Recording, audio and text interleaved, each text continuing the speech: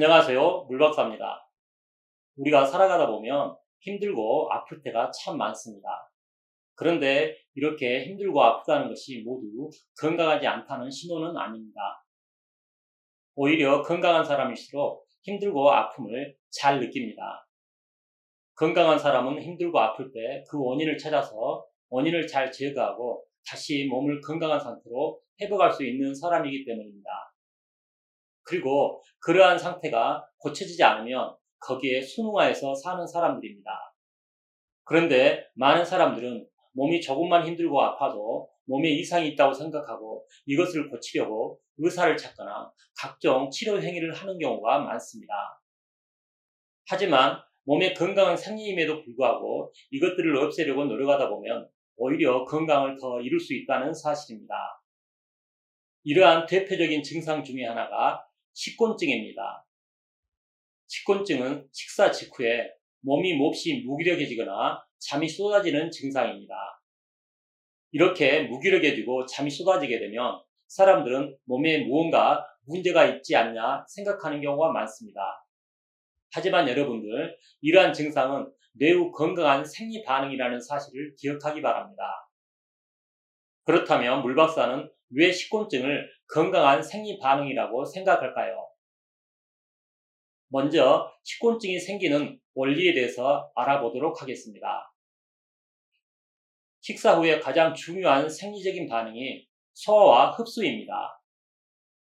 그런데 소화와 흡수에 가장 중요한 것이 소화액이라는 사실입니다. 우리가 음식을 섭취하게 되면 곧바로 소화액의 분비가 크게 증가해서 소화를 시키게 됩니다. 이러한 소화액은 혈액 속에 들어있는 영양소를 통하여서 만들어냅니다. 하루에 분비되는 소화액의 총량은 약 7리터 정도라고 합니다.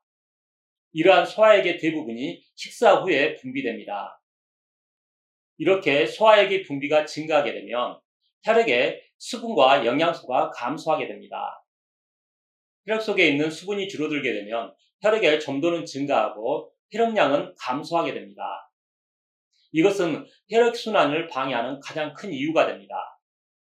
혈액순환이 안 될 때 가장 큰 영향을 받는 곳이 바로 뇌입니다. 뇌는 어떤 조직보다 순환 혈액량을 많이 요구하고 산소와 영양소를 많이 소비하는 곳입니다. 그런데 뇌의 혈액량이 줄어들게 되면 뇌에 원활한 생리적인 반응이 일어날 수가 없습니다. 이때 몸에 중추가 되는 뇌는 스스로 자신의 생리적인 반응을 줄이게 됩니다. 이런 과정 중에 몸이 무기력해지고 잠이 쏟아지는 것입니다. 이렇게 뇌에 대한 혈액순환을 줄이게 되면 소화관에는 충분한 혈액이 공급될 수가 있고 소화를 촉진시킬 수가 있는 것입니다. 특별히 평소 소화장애가 있는 사람들은 이러한 증상이 더욱 심할 가능성이 매우 높습니다. 이것은 소화력을 최대한 높여서 뇌에 대한 영양 공급을 충분히 하기 위함입니다.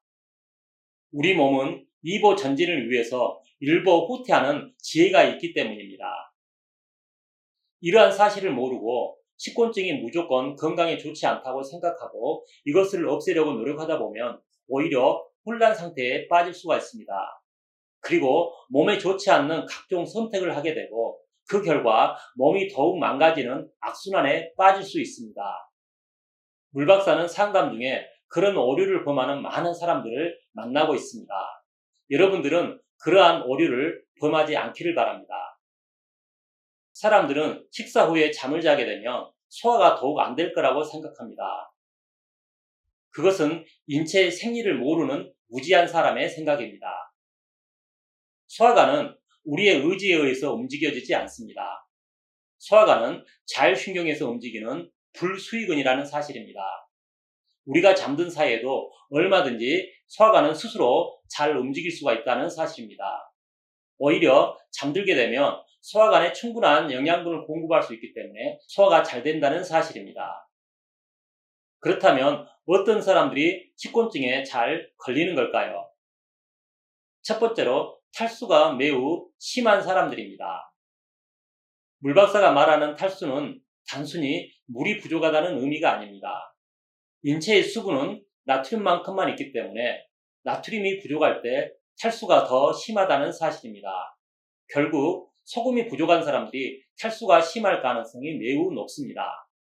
그리고 탈수는 몸에 물을 저장할 수 있는 공간이 부족한 것도 원인이 됩니다. 물을 저장할 수 있는 용기를 만드는 원료가 3대 영양소입니다. 따라서 3대 영양소의 공급이 부족한 사람들도 탈수에 시달리는 사람들입니다. 이런 사람들은 식사를 하게 되면 식곤증이 생길 가능성이 매우 높습니다. 또한 3대 영양소의 소비가 많은 사람들도 식곤증에 걸릴 가능성이 높습니다. 그러한 사람들은 보통 매우 논리적이고 성실근면한 사람들입니다. 이렇게 살다 보면 항상 몸이 피곤할 수밖에 없습니다. 식사 후에 몸이 피곤해서 잠이 오는 것은 당연한 결과인 거죠. 논리적이고 근면 성실한 사람이 탈수까지 있다면 식곤증은 당연히 생길 수밖에 없습니다. 이런 사람들은 심각한 소화장애를 앓고 있을 가능성이 매우 높습니다. 이런 사람들은 식곤증을 건강한 생리적인 반응이라고 무시하지 말고 소화가 잘 될 수 있도록 생활 습관을 바꾸는 그러한 노력이 필요할 것입니다. 하지만 건강에 특별한 이상이 없음에도 불구하고 식곤증이 나타나고 이에 따라 한숨 잠을 자고 났을 때 몸이 개운한 사람들은 식곤증을 즐기는 것도 매우 좋습니다. 이런 사람들에게 나타나는 식곤증이 정말 건강한 생리적인 반응이기 때문입니다. 기후가 매우 더운 지역에서는 법적으로 낮잠을 자게 하는 경우도 있습니다. 그것을 시에스타라고 말하죠. 이것은 낮잠이 법으로 정할 만큼 건강에 중요하기 때문입니다. 이렇게 식후에 20-30분 정도 눈을 붙일 수 있다면 몸이 매우 건강해질 수 있을 것입니다. 식곤증이 생기는 두 번째 요인은 환경과 매우 밀접하게 관련되고 특별히 기후 조건에 따라서 식곤증이 심해질 수가 있습니다. 우리나라는 여름뿐만 아니라 봄이 올 때쯤에도 식곤증이 매우 심한 기후 조건이 됩니다. 그것은 기온의 차이가 너무 급격하게 변하는 것과 관련됩니다. 기온이 높을 때는 몸이 이완됩니다. 반대로 기온이 차게 되면 몸은 수축하게 됩니다. 이렇게 기온 차이에 의해서 몸의 이완과 수축의 차이가 크게 되면 수분을 관리하기가 힘들어집니다. 몸이 이완될 때는 몸에 물을 더 채울 수 있지만 몸이 수축되면 다시 그 물이 더 줄어들기 때문입니다. 아무래도 환절기에는 수분 관리가 그만큼 어렵다는 사실입니다.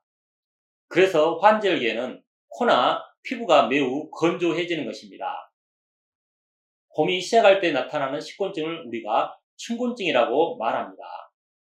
춘곤증도 계절의 변화를 잘 극복하기 위한 신체의 반응이기 때문에 우리가 크게 걱정할 필요가 없는 증상으로 생각해야 할 것입니다. 그런데 식곤증이 너무 심각해서 생활에 방해가 될 정도라면 이것은 큰 문제가 될 것입니다. 이러한 사람들은 어떻게 하면 식곤증을 줄일 수 있을까요? 그것은 바로 소금과 물 그리고 3대 영양소의 섭취를 충분히 하는 것입니다. 특별히 소금은 춘곤증에 가장 좋은 약이 될 수가 있습니다. 그 이유는 간단합니다. 혈액순환을 방해할 때 가장 큰 원인이 바로 혈액에 수분이 부족한 것입니다. 이 수분은 나트륨만큼만 존재합니다. 우리가 소금을 부족하게 섭취하고 아무리 물을 많이 마셔도 탈수를 교정할 수 없는 이유가 되죠. 그렇기 때문에 탈수를 교정할 수 있으려면 소금을 충분히 섭취해야 하는 것입니다. 더군다나 우리나라와 같이 저염식을 열심히 실천하는 곳에서는 소금을 의도적으로 섭취하는 것이 정말 필요합니다. 저염식은 절대 건강한 식단이 아니기 때문입니다. 이렇게 소금을 잘 먹게 되면 소화력이 크게 증대됩니다. 소화액에서 가장 중요한 물질이 바로 소금이기 때문입니다. 소금은 물을 관리함과 동시에 소금 자체로 소화액에 가장 중요한 원료라는 사실을 여러분이 기억하기 바랍니다. 소금 섭취를 잘해서 소화력이 증대되면 3대 영양소를 풍부하게 섭취해야 됩니다. 이렇게 3대 영양소가 풍부해지면 뇌에 대한 영양 공급이 잘 되기 때문에 그만큼 식곤증은 사라질 수가 있는 것입니다. 결국 식곤증을 극복하기 위해서는 물박사가 모든 병에 주장하는 것처럼 소금과 3대 영양소를 잘 섭취하는 것입니다. 그래도 식곤증이 나타난다면 여러분들은 식곤증을 즐기시기 바랍니다. 그런데 매우 조심할 것이 하나 있습니다. 그것은 바로 소금 섭취를 늘릴 때 너무 지나치게 소금을 먹지 말라는 것입니다. 소금을 과도하게 섭취하는 것도 졸음을 유발하는 원인이 됩니다. 몸에서 수용할 수 있는 것보다 소금을 더 많이 먹게 되면 소금이 부족할 때에 비해서 졸음이 더욱 심각해진다는 사실을 여러분들이 명심해야 합니다. 소금을 섭취할 때 크게 난감한 것이 소금을 부족하게 섭취해도 소금을 과잉하게 섭취해도 그 증상이 비슷하다는 것입니다. 자신에게 알맞는 소금량을 찾기 어려운 사람들은 물박사에게 전화로 상담을 하시기 바랍니다. 상담은 유료이지만 여러분의 건강에 큰 도움이 될 것을 자신있게 말할 수 있습니다. 마지막으로 한 가지 주의할 점은 소화장애가 있고 역류가 심한 사람들은 식곤증이 있을 때 잠을 자는 자세가 매우 중요합니다. 이러한 사람들은 잠을 잘 때 눕지 말고 기대어서 잠을 자는 것이 좋습니다. 그것은 눕게 되면 역류 증상이 더욱 심해지기 때문입니다. 이상으로 식곤증에 대해서 알아보았습니다. 식곤증은 대부분 사람들에게 매우 건강한 생리적인 반응이라는 사실입니다. 여러분들은 이것을 기억하고 식곤증에 대한 고민을 덜어내기 바랍니다. 오늘도 물박사의 영상을 시청해 주신 여러분 감사합니다. 이상 물박사였습니다.